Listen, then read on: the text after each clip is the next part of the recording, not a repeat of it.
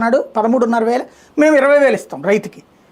అట్లాగే అతను నిరుద్యోగులకి ఏమి ఇవ్వట్లేదు, మేము వస్తే నిరుద్యోగుడికి భృతి ఇస్తాం లేదా ఉద్యోగం ఇస్తాం. అట్లాగే అతను గ్యాస్ గురించి పట్టించుకోవట్లేదు, మేము గ్యాస్ 3 బండలు ఇస్తాం ఏడాదికి. అతను ఉచిత బస్సు ప్రయాణాలు పట్టించుకోవట్లేదు, మేము ఉచిత బస్సు ఇస్తాం.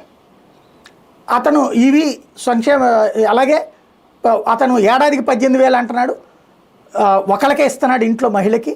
అదే మేము ఎంతమంది మహిళలు ఉంటే అంతమందికి తలా 1,500 ఇస్తాం 18 ఏళ్ళు దాటిన వాళ్ళకి. 50 ఏళ్ళు దాటితే పెన్షన్ ఇస్తాం బీసీ ఎస్సీ ఎస్టీ మైనార్టీ. ఇది కదా చెప్పింది ఇందులో. ఇప్పుడు ఈనాడు రాసింది నాకు ఆశ్చర్యం అయింది. అంటే మనం మైండ్ని ఇవాళ సోషల్ మీడియా లేకపోతే ఏమవుతుందో తెలియదు, కానీ ఎంత టాక్టికల్గా వార్తల ద్వారా కన్విన్స్ చేసేస్తారంటే మిగిలిన 3 పథకాలు ఏడాది నుంచి అమలు చేస్తున్నారట. మిగిలిన 3 పథకాలంట. ఏంటది? తల్లికి వందనము, అన్నదాత సుఖీభవాను, ఉచిత బస్సు. ఈ 3 మిగిలిన పథకాలట. అంటే మిగతా 3 అమలు చేశారట. ఏంటో తెలిసి వీళ్ళు చెప్పిన మిగతా 3 ఆ దీపం పథకం ఒకటి, గ్యాసు, పెన్షన్ ఒకటంట, తర్వాత అదేంటది మన అన్న క్యాంటీన్ అట. ఈ 3 అసలు సూపర్ 6లో ఏం సంబంధం?